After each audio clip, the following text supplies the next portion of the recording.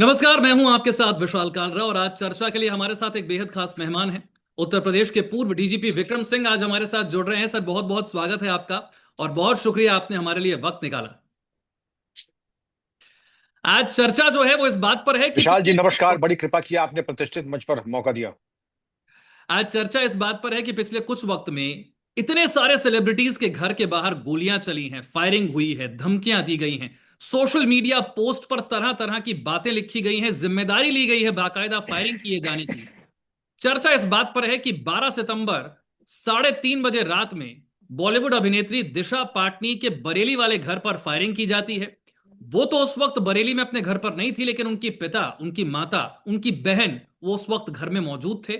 और जब ये गोलीबारी होती है तो गोली मारने वाले जो हैं वो बाकायदा सीसीटीवी में रिकॉर्ड हो जाते हैं।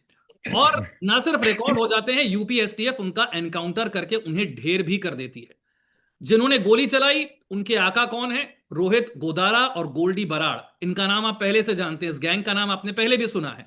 और ये अपने सोशल मीडिया पर जिम्मेदारी लेकर कहते हैं कि प्रेमानंद महाराज और अनिरुद्धाचार्य के खिलाफ जो टिप्पणियां की गई थी इनकी बहन के द्वारा, दिशा पाटनी की बहन के द्वारा, उसी बात से नाराज होकर उन्होंने ये सब कुछ किया है। ना सिर्फ वो ये कहते हैं बल्कि कहते हैं कि यूपीएसटीएफ ने जिस तरीके से हमारे दो शूटर्स को ढेर कर दिया है वो शहीद हुए हैं, हम उनका बदला भी लेंगे। तो देश में खुलेआम ये धमकियां, गोलीबारी, सोशल मीडिया पर जिम्मेदारी, ये हो क्या रहा है? ये जरा समझते हैं विक्रम सिंह साहब आपसे। ये कैसे हो सकता है कि इतने ओपनली धमकियां दी जाएं? नमस्कार विशाल जी। बड़ी कृपा की आपने प्रतिष्ठित मंच पे अवसर दिया। मैं इस पे कुछ विस्तार से आपके सामने प्रकाश डालने का प्रयास करूंगा। गुंडे मवालियों के पैर नहीं होते हैं। अब वो चाहे गोल्डी बरार हो या ये रोहित गोदारा हो, इसके पहले सुल्ताना मान सिंह, माधो सिंह, मोहर सिंह, पूलन देवी, सब ठिकाने लग चुके हैं और आगे पीछे ये भी ठिकाने लगेंगे। लेकिन ये बड़े जहीन और बड़े कुशाग्र लोग हैं। इनको मालूम है which side of the bread has the butter. मालदार लोगों को करो, एक सामाजिक इशू के ऊपर तुम टिप्पणी करो और 10 मालदार लोग हर जिले में देख लो और उसके बाद धोते रहो, अपने को महिमा मंडित करते रहो। और जो भ्रष्ट एलिमेंट है शासन प्रशासन में, विशेषकर पुलिस में, उनको थोड़ा हमवार कर लो। आप ये देखें कि इनके पास से, बदमाशों के पास जो मारे गए थे, मैं बधाई दूंगा यूपी एसटीएफ को, दिल्ली पुलिस को, हरियाणा पुलिस को कि 2 लोगों को निष्क्रिय किया जिनको तथा कथित शहीद। ये गुंडे मवाली कब से शहीद होने लगे? सिगाना पिस्तौल और ग्लॉक पिस्टल लेने से कोई शहीद हो जाएगा? ये तो हर स्मगलर और चुट्टा जो है उसके पास ये हथियार है। माना कि थोड़े हाई एंड है, डकैती टू व्हीलर से भी डाल सकती है और डकैती बीएमडब्ल्यू से भी डाल सकती है, लेकिन डकैती रहेगी डकैती। तो इन्होंने जो किया है, माना इनके हथियार बड़े हाई एंड वाले थे। जिगाना की 15 गोली की मैगजीन होती है। ग्लॉक पिस्टल आपने देखा होगा कि विशिष्ट व्यक्तियों की सुरक्षा में ग्लॉक पिस्टल का इस्तेमाल होता है। और जो संसार की प्रमुख लॉ एनफोर्समेंट एजेंसीज हैं वो ग्लॉक पिस्टल रखती हैं। लेकिन आपने जो मॉडल बिजनेस बनाया है कि जो हाई एंड, जिनके डीप पॉकेट्स हैं, जिनके पास माली हालात अच्छे हैं, उनको डराओ धमकाओ। डराने धमकाने के बाद उसके बाद भय और आतंक का वातावरण पैदा कर लो। भय और आतंक जब हो जाए तो उसके बाद कुछ करना नहीं, एक फोन चला जाए और उसके बाद जाके घर के बाहर 5 गोली दाग दो, पैसे अपने तुम्हारे घर पहुंच जाएंगे। आप याद करें कि राकेश रोशन, जो ऋतिक रोशन के पिताजी थे, उनके ऊपर 2500 साल पहले ये हुआ था और ये ट्रेंड तब से चल रहा है। और ये जिनको शहीद कर रहे हैं, तो यूपी पुलिस शहीद होती है और इस तरीके के लोगों को मटियामेट करने के लिए पर्याप्त है। और जिनमें शहादत का जज्बा है तो देश की सेवा करे, जाके चुट्टापना ना करें। ये जो चुट्टापना किया है तो उसके लिए तैयार रहे परिणाम भुगतने को। और पुलिस से, प्रशासन से मेरा आह्वान होगा कि जहां कहीं भी ये हो, जेल के अंदर या बाहर, देश के अंदर या बाहर, उनको करें नेस्तनाबूद और निष्क्रिय करें। वरना संदेश ये जाएगा कहीं ऐसा तो नहीं कि लूट के माल में आपका भी हिस्सा लगा है। क्योंकि लूट के माल में आपका हिस्सा नहीं है तो रौंद दीजिए, ये कहीं पर भी हो। और आप कर सकते हैं, पहले भी किया है आपने। अब्दुल करीम टुंडा को किया है आपने, ये बबलू श्रीवास्तव को किया है। तो इसको करने में क्या लाचारी है? कहीं ऐसा तो नहीं कि इसकी माली हालात में, क्योंकि जन चर्चा फिर यही होगी कि अगर 100 रुपए कमा रहे हैं तो कहीं ऐसा तो नहीं 50-50 का कोई मामला है? इससे पहले कि इस प्रकार की घटिया जन चर्चा शुरू हो, इनको मिट्टी में मिलाइए। और ये जो शहादत का जज्बा हम देख लेंगे, ऐसे बहुत बंदर घुड़की देखी गई है पहले। एक कमाल की बात आपने देखी होगी, नोट की होगी कि जब आप किसी नोबल कॉज के साथ अपनी कारस्तानियों को जोड़ देते हैं तो समाज का एक वर्ग उसे जस्टिफाई करने लग जाता है। जैसे कि क्या कहा गया? प्रेमानंद महाराज के खिलाफ टिप्पणी की थी इसलिए हमारी भावनाएं आहत हो गई। हम सनातन की रक्षा करने के लिए आए हैं। अनिरुद्धाचार्य के खिलाफ टिप्पणी की थी इसलिए हमारी भावनाएं आहत हो गई। समाज का एक वर्ग है, आप जानते हैं, सोशल मीडिया पर ये चर्चाएं होती है कि ठीक है, जो सनातन के खिलाफ बोलते हैं उनके साथ ऐसा होना चाहिए, लेकिन इसके पीछे जो कुछ हो रहा है उसकी सच्चाई तो आप ही बता सकते हैं। बिल्कुल सही कहा आपने। ये एक मौका है, ये एक बहाना है, सनातन हो, गौरक्षा हो, या ऐसा कोई नहीं। आपसे ज्यादा हमसे ज्यादा सनातनी कौन होगा? आपसे और हमसे ज्यादा कौन धर्म का मानने वाला होगा? लेकिन हिंसा किसी भी रूप में बिल्कुल अस्वीकार्य है। और जिस तरीके, एक तो वही थी कि दो शिष्य अपने गुरु का पैर दबा रहे थे, गुरु के पैर पे मक्खी बैठी, तो एक जो इसी तरह का चेला था, उसने गणासा उठाया, गुरु के पैर के काट दिया। उसने कहा, साहब गुरु के पैर पे मक्खी बैठेगी? न रहेगा गुरु का पैर, न मक्खी बैठेगी। ये उसी तरह की जो है ये सोच है कि न गुरु का पैर काट डाला तुम लोग, बख्शे रहो प्रेमानंद जी को, अनिरुद्धाचार्य को। ये बड़ी कृपा होगी तुम्हारी, क्योंकि तुम अपनी तुच्छ बुद्धि से मूल्यांकन कर रहे हो उच्च कोटि के संतों का, उच्च कोटि के साधु संतों का मूल्यांकन तुम्हारी औकात नहीं है करने की। तुम अपना जो मवाली गिरी है उसी में रहो, और उसी में रहो। बेहतर है कि सुधर जाओ, काफी माल कमा लिया है, अब अपने को स्टैब्लिश करो, अपने बच्चों को पालो। और ये तौर तरीका ठीक नहीं है। और आपको सनातन की रक्षा करने के लिए तमाम लोग हैं। एक कमाल की बात हमने देखी है कि एक जमाना था मुंबई में अंडरवर्ल्ड के बड़े बड़े डॉन की चर्चा हुआ करती थी, पुलिस भी उनसे डरती थी और न जाने उनके कहां कहां तक कनेक्शन थे। वो सब हमने बहुत सुना है, फिल्में भी उन पर बहुत बन गई हैं। लेकिन अब मॉडर्न वर्ल्ड में 2025 में हम देखते हैं लॉरेंस बिश्नोई का गैंग, रोहित गोदारा का गैंग, गोल्डी बराड़ का गैंग। ये क्या गैंग वाला दौर वापस आ रहा है? क्या इतना आसान है क्या भारत में सोशल मीडिया पोस्ट लिखकर धमकी देना, दो गुंडे बाहर भेजकर गोली मार देना, सीसीटीवी में रिकॉर्ड हो रहे हैं, उन्हें सब कुछ पता है, उसके बाद उन्हें एनकाउंटर में ढेर भी कर दिया जाएगा, लेकिन ये सब कुछ रुकेगा नहीं, ये सब खुले में चलेगा? विशाल जी, आपने जिनका नाम लिया, मैं खुल के बताता हूं। दाऊद इब्राहिम, इरफान गोगा, अबू सेलम, कुछ नाम याद आ रहे हैं आपको? बिल्कुल। दाऊद इब्राहिम तो मुंबई पुलिस के हेड कांस्टेबल के साहबजादे थे, हम्म। फर्जंद थे। तो पुलिस की रूपरेखा मालूम थी, शुरुआत की छोटे से, उसके बाद तो दाऊद दाऊद हैं। आज आईएसआई के एसेट हैं, वो दुनिया के माने हुए टेररिस्ट हैं। तो ये एक मॉडल शुरू हुआ। मैं फिर कह रहा हूं, तब भी ये आरोप लगे थे और किसी हद तक प्रमाणित हुए थे कि मुंबई पुलिस का थोड़ा बहुत हाथ था इन लोगों को ऑक्सीजन देने में। और जब जिनके नाम आपने लिए हैं, उनको भी ऑक्सीजन हम ही दे रहे हैं। जब हम कह रहे हैं तो हम ही लोग दे रहे हैं। और ये कि निस्वार्थ भाव से नहीं दे रहे हैं कि हम सनातन के बड़े भक्त हैं, ना ना ना ना ना। शुद्ध लाभ, मुनाफा, प्रॉफिट, कि चार पैसे कमाओ, दो तुम रखो, दो हमें दे दो। वरना मजा ले, फुट सोल्जर आके दिखा दे। आप ये देख लीजिए, ठीक है, तुम माना दुबई में बैठे हो, तुम कैलिफोर्निया में बैठे हो, तुम पोलैंड में बैठे हो, लेकिन तुम्हारे जो कीड़े मकोड़े हैं, जो चमगादड़, ये तो यहीं पे उनकी गर्दन तक तो गिरफ्त जा ही सकती है। उनकी गर्दन तोड़ दो फुट सोल्जर्स को, तुम्हारा काम खत्म। तुम वहां से भौंको जहां हो तुम। मैं पिछले कुछ वक्त में जिक्र करूं तो ये घटनाएं रुक नहीं रही हैं और बहुत बड़े बड़े सेलिब्रिटीज हमने निशाने पर आते हुए देखे हैं। सिद्धू मूसेवाला, इतने फेमस सिंगर, बीच सड़क पर उन्हें जिस तरीके से गोलियों से भूना गया। सिद्धू मूसेवाला क्या करते हैं, क्या नहीं करते थे, उनके गाने क्या प्रमोट करते थे, क्या नहीं करते थे, वो एक अलग विषय हो सकता है। किसी को किसी से दिक्कत है, लेकिन उस पर इस तरीके से बीच सड़क गोलीबारी करना, ये तो पूरे राज्य की कानून व्यवस्था पर और एक देश की इमेज पर भी बट्टा लगता है। क्योंकि सिद्धू मूसेवाला सिर्फ भारत में नहीं जाने जाते थे, वो तो दुनिया भर में उनके नाम की चर्चा थी, दुनिया भर में उनके बड़े बड़े शोज हुआ करते थे। कितना बड़ा कलाकार, उसे हम बचा नहीं पाए। उसके बाद हमने सलमान खान के घर पर फायरिंग देखी, एपी ढिल्लों पर फायरिंग देखी, दिशा पाटनी पर, गिप्पी ग्रेवाल पर, कपिल शर्मा के कनाडा वाले कैफे पर भी गोलीबारी हो गई। और यह कह दिया गया कि तुम सलमान खान के साथ नजर आते हो इसलिए तुम्हें भी नहीं छोड़ेंगे। विशाल जी, आपने देखा नेक्सस निकला। अगर हम चलते कपिल शर्मा के कनाडा वाले कैफे के ऊपर आक्रमण, आपको बहाना चाहिए आक्रमण करके न्यूज में आ जाए, सोशल मीडिया पे आ जाए। वो आपने अपना अभिप्राय और उद्देश्य पूरा कर लिया कनाडा में। अब आपने उसको पूरा करने की कोशिश की सिद्धू मूसेवाला, सलमान खान, कपिल शर्मा के वहां के कैफे पे, दिशा पाटनी के बरेली वाले मकान पर। तो ये सब तौर तरीके हैं कि बिल्कुल निरीह, डिफेंसलेस और ऐसे लोगों के ऊपर आक्रमण करना। आपको, ये देश संविधान से चलता है, प्रतिशोध की भावना से नहीं चलता है। मनमाने तरीके से आपने निर्णय कर लिया कि आप सनातन के विरोधी हैं, आपने ब्लैक बक मारा, तो उसके लिए कानून है ना, कानून सजा देगा। कानून के लिए जो है आप कार्रवाई कीजिए, और कानून ने सजा दी भी है।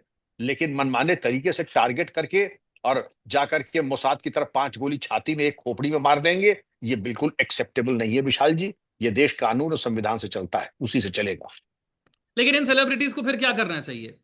पैसा पहुंचा देना चाहिए वक्त से, क्योंकि पता नहीं कभी किसी को गोली लग भी जाए सिद्धू मूसेवाला की तरह, कभी किसी की जान सच में भी चली जाए। पहले तो लोगों को लगता था नहीं सिर्फ धमकियां हैं, ये घर के बाहर आकर गोली चला देंगे, धमकी दे देंगे, सोशल मीडिया पर कुछ लिख देंगे। लेकिन सिर्फ ऐसा नहीं है ना, सिद्धू मूसेवाला की तो जान गई, और बीच सड़क पर इतनी गोलियों से भूना गया, दिन दहाड़े भूना गया। आप बिल्कुल सही कह रहे हैं, लेकिन सिद्धू मूसेवाला छोड़ दीजिए, हर व्यक्ति को आज अपनी सुरक्षा के बारे में जागरूक रखना चाहिए। और कोई भी हो, सामान्य व्यक्ति भी हो, दफ्तर जाता है, दफ्तर से घर आता है, तो अपनी हिफाजत के लिए बारे में जागरूक रहना चाहिए। सेलिब्रिटीज को और ज्यादा जागरूक होना चाहिए अपनी सुरक्षा के बारे में। अगर भगवान ने उनको इतनी वैभव संपदा दी है, तो अपनी सुरक्षा के लिए बॉडीगार्ड्स रख सकते हैं, पुलिस से आर्म सिक्योरिटी ले सकते हैं ऑन पेमेंट, भुगतान करके, क्योंकि सामर्थ्य है उनका। इसके अलावा और इस चीजों से परहेज करें कि जो तथाकथित किसी को बहाना मिल जाए कि हमारे ऊपर आक्रमण करे, सोच समझ कर करके, तोल मोल करके बोले। ऐसी कोई चीज न करें कि जिसको लग जाए कि हमारी आंख में मिर्चा झोंक रहे हैं बराबर निरंतर। ऐसी चीजों से, आपत्तिजनक चीजों से, आपने देखा होगा कि हमारे देश में महानायक हैं, हम्म। आपने देखा होगा दशकों से उनके मुंह से एक शब्द ऐसा नहीं निकला होगा जो किसी को आहत करे, किसी की भावना को चोट पहुंचाए। तो कम से कम उनसे यही सीख लें, महानायक से। हम ऐसी कंट्रोवर्शियल चीजें बात ना करें। आपने भी देखा होगा कि हमारे आपके बीच में कुछ लोग ऐसे होते हैं कि जब मुंह खोलेंगे तो जहर ही उगलेंगे, और कुछ ऐसे हैं केवल मौसम की जानकारी देंगे आपको, महंगाई की बात करेंगे, स्टॉक एक्सचेंज की बात करेंगे, लेकिन जो किसी को आहत करे उसके दूर दूर तक उससे अपना वास्ता नहीं रखते हैं। अगर कहीं होती तो उठ के चले जाते हैं। मैं ये नहीं कहता हूं कि स्टैंड लें, लेकिन स्टैंड लेने का एक तरीका है। स्टैंड ऐसा लें कि आपके ऊपर किसी के छींटे ना पड़े। लेकिन जिस बात का आपने शुरुआत में जिक्र किया कि पुलिस को और ज्यादा खुलकर सामने आना पड़ेगा, वरना कल को ये लगने लग जाएगा कि भाई 100 रुपए कमा रहे हैं तो 50 रुपए इनका हिस्सा तो नहीं है। अब तो बहुत सारे लोग ये सवाल पूछने लगे कि हमारे देश में अब वो अंडरवर्ल्ड वाला दौर तो रहा नहीं। अब वो डॉन और बड़े बड़े गुंडों का दौर तो रहा नहीं है। अब ऐसा दौर है जहां पर गृह मंत्री अमित शाह हैं, जिन्हें किसी को भी टाइट करने में वक्त नहीं लगता है। उत्तर प्रदेश में योगी जी की सरकार है, अपराधियों का एनकाउंटर होने में वक्त नहीं लगता है। इसके बावजूद अगर कोई ऐसी धमकियां दे रहा है और किसी एक ही डॉन का नाम, किसी एक ही गैंग का नाम बार बार चला जा रहा है, कि बार बार ही हम लॉरेंस बिश्नोई सुन रहे हैं, बार बार हम रोहित गोदारा और गोल्डी बराड़ सुन रहे हैं, क्या वाकई ये संभव है कि कोई जेल में बैठकर आदमी इतना बड़ा गैंग बाहर चला रहा हो? क्या वाकई संभव है कि कनाडा में बैठकर, अमेरिका में बैठकर कोई आदमी इतना बड़ा गैंग चला रहा हो और सारे सेलिब्रिटीज को निशाने पर ले ले? आपके प्रश्न में उत्तर निहित है। आपने देखा होगा कि योगी राज्य में किया, और उन्होंने मानो आभास हो गया कि रॉन्ग नंबर डायल किया, जवाब यानी पत्र पहुंचने से पहले ही रसीद पहुंच गई उनके पास।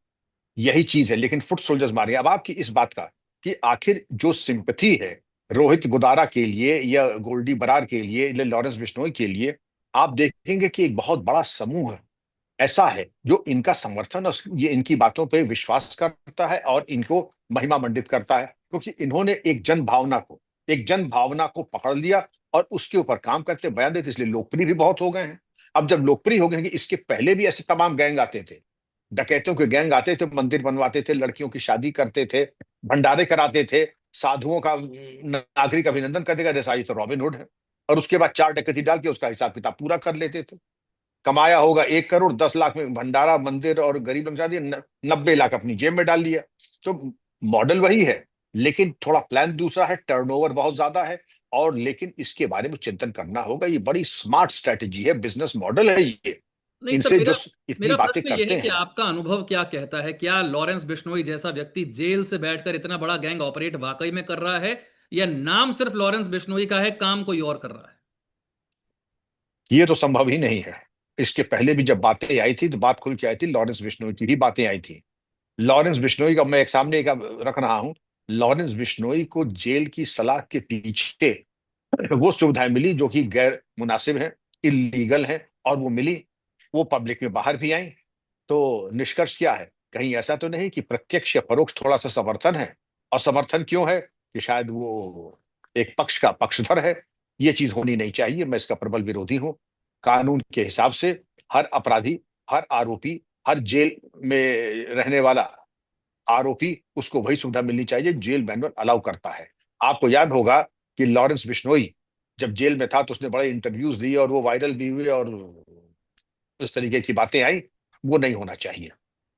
लेकिन ये कड़वी सच्चाई है, गोल्डी बराड़ के बारे में अगर मैं पूछूं, क्या विदेश में बैठकर ये संभव है, इतना बड़ा गैंग चला पाना, भारत में ऑपरेट करना, बिल्कुल रियल टाइम विदेश में सारी जानकारियां और ये सब कुछ हो रहा है? मतलब लोग यकीन कर लें इस बात पर क्या कि वाकई जिनके नाम लिए जा रहे हैं वही ये गैंग चला रहे हैं, या सिर्फ नाम इनके हैं, काम तो दूसरे लोग कर रहे हैं, चला कोई और रहा है? नहीं, ऐसा नहीं होता। इसे वो कहते हैं कि कभी कभी कंसीलमेंट। आपने देखा होगा कि कभी कभी जो है कबूतर बाज के वो पंख लगा करके शिकार करने की कोशिश करता है, लेकिन एक्सपोज हो जाता है। इसी तरीके से यहाँ भी ऐसा है कि नाम दूसरे का लेकर के धमकी देंगे आपको, गोल्डी बराड़ की, लेकिन मालूम पड़ा कि वो बगल का पान वाला जो रोज आपकी मूवमेंट देखता है और गोल्डी बराड़ के नाम से आपके यहाँ घर में चिट्ठी डाल देगा पत्थर में। ऐसे तमाम इंस्टांसेस आए हैं। लेकिन ये अगर हो रहा है तो पुलिस का सामर्थ्य है कि इनके फुट सोल्जर्स को अगर अगर ये पकड़ लिया होता जिंदा, ये दो, तो इनसे पूछताछ में, और अभी भी कुछ नहीं बिगड़ा, इनसे जो फोन मिले हैं, जो हथियार मिले हैं, उनसे बहुत सारी जानकारी और सबूत मिल सकते हैं किन के टच में थे। और रिवर्स इंजीनियरिंग करके ये पहुंच जाएंगे गंगोत्री तक, जहां से ये पूरा चेन आपके सामने आ जाएगा। जहां इच्छा शक्ति है वहां पर परिणाम भी मिलते हैं। इच्छा शक्ति नहीं है तो हाथ पे हाथ धरे बैठे रहो और प्रतीक्षा करो। अब मैं सवाल पूछना चाहता हूं यूपी में हो रहे एनकाउंटर्स पर और यूपी एसटीएफ पर। यूपी एसटीएफ का कैसे गठन किया गया योगी राज में, और किस तरीके से जो अमिताभ यश हैं इस वक्त, वो क्या अब पहले के मुकाबले ऐसा नया क्या हो रहा है? और ये एनकाउंटर्स की जो संख्या बढ़ी है, इस पर तो हम बहुत चर्चा कर चुके हैं कि बहुत एनकाउंटर्स हो रहे हैं, लेकिन अब एनकाउंटर्स प्रिडिक्टेबल हो गए हैं। आपने देखा ऐसी घटना हुई, मीडिया में आया, योगी जी ने संज्ञान लिया है, अब आप प्रिडिक्ट कर सकते हैं कि अगले 48 घंटे में एनकाउंटर होने वाला है। क्या इतना प्रिडिक्टेबल होना चाहिए? हमने गोरखपुर की घटना देखी कि एक नीट के छात्र को एक पशु तस्कर ने जो है वो उसकी हत्या कर दी। 2 दिन के अंदर अंदर उसका एनकाउंटर हो गया, उसके पैर में गोली मार दी। हाफ एनकाउंटर कहिए, एनकाउंटर कहिए, जो भी कहिए, पर अब प्रिडिक्टेबल होते जा रहे हैं एनकाउंटर। आपके सवाल में दरअसल चार पांच सवाल हैं। एसटीएफ का गठन योगी राज में नहीं हुआ, ये 1996 में हुआ। मैं उसका प्रथम आईजी था, 4 साल हम्म। तक आईजी एसटीएफ यूपी का था। हम्म। और तब जब संगठित अपराध बढ़ा, विशेषकर श्री प्रकाश शुक्ला का दौर आया और इस तरह के माफियाओं का आया, दिन दहाड़े हत्याएं होने लगी, जबरन धन वसूली शुरू हो गई, तब एसटीएफ का गठन किया गया। स्वर्गीय अजय राज शर्मा उसके पहले एडीजी थे, केएल गुप्ता साहब डीजी थे, मैं उसका आईजी था। और इसका गठन इसीलिए हुआ था। और ये काम करती है इंटेलिजेंस बेस्ड ऑपरेशंस। ये कोई फैनफेयर या पत्रकार वार्ता या रील बनाना, ये इसके डीएनए में नहीं है एसटीएफ के। बैठ करके लाश के ऊपर एक पैर रख करके और कहा कि सिंघम और दबंगम बन करके आप अपनी फोटो खिंचवाएं। अब आपने जो बात की है कि ये एसटीएफ एनकाउंटर और प्रिडिक्टेबल कैसे हो गया, सामान्यतः नहीं होना चाहिए। बायां हाथ नहीं मालूम होना चाहिए। जैसे मैन ईटिंग टाइगर होता है, वो जब जंगल में आता है तो जब से अपने शिकार को 10 बार देख लेते हैं तो 11वीं बार शिकार को मालूम पड़ता है कि मैनिटिंग टाइगर आ चुका है, और उसकी उल्टी गिनती शुरू हो गई। और जब तक वो सोचता है तब तक शेर उसका काम तमाम कर देता है। प्रेडिक्टिबिलिटी पुलिसिंग का बिल्कुल एंटी थीसिस है। एनकाउंटर क्यों होता है? मैं आपको ले चलता हूं पुरानी आईपीसी और नए भारतीय न्याय संहिता में।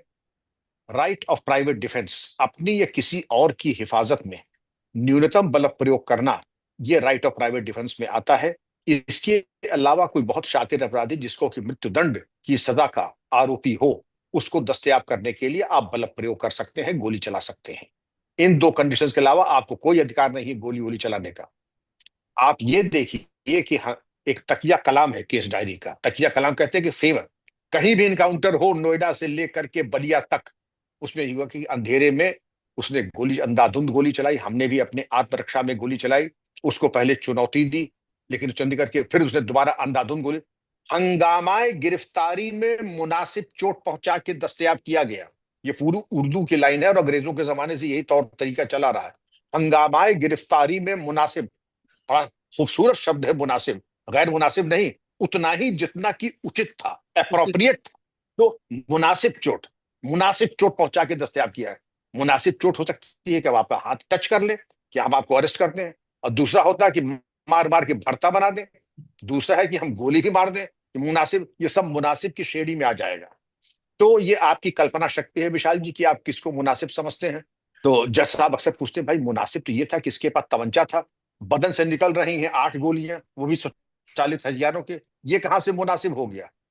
तो वो कहते हैं आइए कि हजूर तो बहुत जानकार हैं, लेकिन हम लोग तो कुछ भी नहीं। लेकिन हुजूर, जब गोली चलती है तो इसका ध्यान नहीं रहता है कि कितनी गोली कहाँ चली, किसके ऊपर गई। हमारे भी बाल बच्चे हैं, अपनी हिफाजत में हंगामाए गिरफ्तारी में मुनासिब चोट पहुंचा करके। जी, समझ रहे हैं विशाल जी? जी। पर मेरा प्रश्न ये था कि ये इतना प्रिडिक्टेबल जो हो गया है, तो उसमें राजनीति करने जी। का बहुत स्कोप मिल जाता है। फिर विपक्ष कहता है कि ये तो होना ही था, ये तो पता ही था। अब वो भागा हो ना भागा हो, उसने गोली चलाई हो ना चलाई हो, आपने तय कर लिया है कि मुझे तो लोकप्रियता हासिल करनी है, मुझे इंस्टेंट जस्टिस करते हुए नजर आना है, इसलिए मैं तो एनकाउंटर करूंगा। देखिए, इंस्टेंट जस्टिस का हमारे संविधान में कोई प्राविधान नहीं है। पहली चीज, जस्टिस देना न्यायालय का काम है। लेकिन जस्टिस अगर आ जाता है, कोई थोप देता है, तो हंगामाए गिरफ्तारी में मुनासिब चोट तो पहुंचा ही जाएगी। ये हम खा जाए मुनासिब चोट, हम मतलब पुलिस विभाग खा जाए। दूसरी चीज ये है, योगी जी महाराज ने खुद कहा, और मैं इस वक्तव्य का स्वागत करता हूं, कि अगर आपने कहीं लड़की छेड़ी या कहीं आपने इस तरीके की कोई बात की, तो अगले चौराहे पर यमराज आपका इंतजार कर रहा होगा। तो पुलिस विभाग बड़ा संवेदनशील विभाग है। वो नेतृत्व की इशारों को, संकेतों को खूब समझता है। तो ये संकेत और जो इशारे हैं, महाराज के पुलिस विभाग ने समझ लिए। इसीलिए क्या कि गैंग रेप होगा, इस तरह की घटना होगी, तो यमराज वाकई दूसरे चौराहे पे खड़ा होगा। अब इसमें आप आलोचना कर सकते हैं, आप निंदा नहीं कर सकते। अगर शिकायत है तो हर एनकाउंटर में आपके पास तीन अधिकार हैं। आप 302 का मुकदमा लिखा सकते हैं, आप नेशनल ह्यूमन राइट्स कमीशन को शिकायत कर सकते हैं, आप जो हत्या का मुकदमा लिखाएंगे उसकी विवेचना किसी अन्य थाने से होगी। तो ये तीन चार प्राविधान हमारे लॉ में है कि अगर कोई समझता है कि मुठभेड़ फर्जी है, अंततोगत्वा यूपी में जो बाहुबली है, वो भाषा यही समझते हैं। लेकिन इसका मतलब ये नहीं कि फिर उन्हीं की भाषा में आप बोल रहे हैं कि फिर बाहुबली में और पुलिस में कोई अंतर नहीं रह जाएगा। तो अब हम बात आते हैं इसकी, क्या इसका जस्टिफिकेशन क्या है? इसका जस्टिफिकेशन 100% है। और अगर प्रैक्टिकल है, जैसे सबके अपने अपने मानक होते हैं, हमारे अपने मानक थे कि बच्ची पे आपने तेजाब फेंका, आपने तिरंगा जलाया, गैंग रेप किया, एंटी नेशनल एक्टिविटीज में आप पाए गए और आप पाकिस्तान के रहने वाले हैं, तो भाई भगवान ही आपको बचा ले, मैं नहीं बचा पाऊंगा। एक आखिरी प्रश्न है जब मैं मेरा। कह रहा हूं तो मैं अपने विभाग की बात करूं। मेरा एक जी। आखिरी प्रश्न है इस एनकाउंटर वाले खेल में, और खास तौर से जब ये एनकाउंटर वाला खेल प्रिडिक्टेबल होने लग जाए और अपराधी भी जानते हों कि अब जो मैंने किया है इसके बाद तो मेरी तरफ गोली ही बढ़ेगी, तो वो भी एक प्रिपरेशन के साथ आने लग जाते हैं। छोटे मोटे अपराधी तो नहीं, लेकिन जो ऑर्गेनाइज क्राइम में है या बड़ा अपराध करते हैं या जिनके पीछे बड़े गैंग हैं, वो भी तो एक अपनी प्रिपरेशन के साथ आ सकते हैं, वो भी तो तैयार हो सकते हैं। क्या ये एनकाउंटर वाला खेल कभी पुलिस पर भी भारी पड़ सकता है आने वाले समय में, अगर आप इतने प्रिडिक्टेबल होते जा रहे हैं तो? देखिए, इतने लोग आए, इतने गए, और मैंने वो गैंग देखे हैं, तोता भगौना गैंग और छविराम गैंग, महावीरा गैंग। ये लोग जब चलते थे, आर्मी के स्वचालित हथियार लेके चलते थे, और पुलिस के पास थी तब केवल 303। लेकिन मारे सब वही गए, डकैत। पुलिस वालों की कैजुअलिटीज होती थी, आज भी हो रही है, और भगवान न करे आगे हो। लेकिन हमारे चाहने से नहीं होता है। जब गोली चलती है तो उससे पुलिस वाले भी शहीद होते हैं, बदमाश भी मारे जाते हैं। आपका कहना बिल्कुल सही है, क्योंकि जब बदमाश तैयार होकर के आता है, एक भगवान सिंह कमांडर एक गैंग हुआ करता था, वो आर्मी का डिजर्टर था। जब चलता था तो सर्वे ऑफ इंडिया का नक्शा लेकर के, मैग्नेटिक कंपास, और अपनी फोर्स को एक्सटेंडेड ऑर्डर कहता था, ऐसे बिल्कुल जो ऐसी उसकी ट्रेनिंग थी, बिना एक शब्द कहे वो बिल्कुल जैसे चलता था जैसे आर्मी की एक कमांडो प्लेटून चलती है। तो पुलिस वाले बहुत मारे गए, लेकिन अंततः भगवान सिंह कमांडर भी मारे गए। अब हम बात आते हैं कि इसकी तैयारी, इसका हथियार। आपने ये देखा होगा, दिशा पाटनी बहुत दूर न जाए, इनके हथियार देख ले। 2-2 लाख, 3-3 लाख के तो इनके हथियार थे, जिगाना पिस्टल और ग्लॉक पिस्टल, और स्वचालित थे दोनों। और तीसरी चीज ये थी कि इतने अच्छे हथियार के साथ अगर ये आए थे, तो पुलिस वालों का भी नुकसान हो सकता था। लेकिन ये तो अच्छा हुआ कि मारे गए। और लेकिन अगर जिंदा पकड़े जाते तो पूरी चीज निकल आती कि आखिर आपको किसने कितने पैसे दिए हैं। लेकिन कोशिश करिए कि उनके फोन, उनके ट्रांसक्रिप्ट्स, उनके ऐप के यूज, और उसके ऊपर इलेक्ट्रॉनिक सर्वे के जरिए जितनी बातें आप निकाल सके उतनी निकाल लें। लेकिन दूसरा एक जो इसका दुष्परिणाम है, कि आपने तो कहा एनकाउंटर हो जाएगा, लेकिन जो भ्रष्ट और अकर्मण्य कुछ पुलिस अधिकारी हैं, वो भी इसको व्यापार बना लेते हैं। भाई, तुम्हारे एनकाउंटर का आदेश हो गया है, पैसे लाओ, नहीं तुम्हारा एनकाउंटर कर देंगे। आपने झांसी का केस सुना होगा। बेहतर ये होगा कि ये बिल्कुल नहीं, encounter can not be A state policy, ना होनी चाहिए। Encounter can never be A state policy, वो उसूलन गलत है। आप 47 तक के अकाउंट देख लीजिए, 1947 के। आप देख लीजिए कितने एनकाउंटर हुए थे आजादी के पहले। हमारे अमर शहीद चंद्रशेखर आजाद का एनकाउंटर एल्फ्रेड पार्क में, इलाहाबाद में, तत्कालीन इलाहाबाद प्रयागराज में हुआ था। सर JR नॉट बावर SSP इलाहाबाद थे। उन्होंने, मतलब आज का युग होता तो भगवान जाने क्या FIR होती कि हंगामाई गिरफ्तारी में मुनासिब चोट पहुंचा के गिरफ्तार किया। लेकिन उन्होंने ये कहा, हम लोगों ने गोली चलाई, मैं भी घायल हुआ, इंस्पेक्टर कोई सिंह साहब थे, नहीं डिप्टी SP, वो घायल हुए, लेकिन आजाद को हमने नहीं मारा, आजाद ने खुद अपने आप को मारा। वो चाहते तो कहते थे कि नहीं, मैंने जान की परवाह न करते हुए हम लोग टूट पड़े और चंद्रशेखर आजाद को निश्चित, लेकिन उन्होंने नहीं कहा। उन्होंने यही कहा कि चंद्रशेखर आजाद ने खुद को अपने को गोली मारी, जब घेरा देख लिया और मालूम था कि पुलिस की गोली से, तुमने खुद अपने गोली मारी। मैं उम्मीद करता हूं कि आप एनकाउंटर जरूर करें, लेकिन ईमानदारी के साथ, कानून की परिधि में रहते हुए, और वो करें जितनी कानून आपको अनुमति देता है। उसके बियॉन्ड दबंगम सिंगम होने की कोशिश न करें।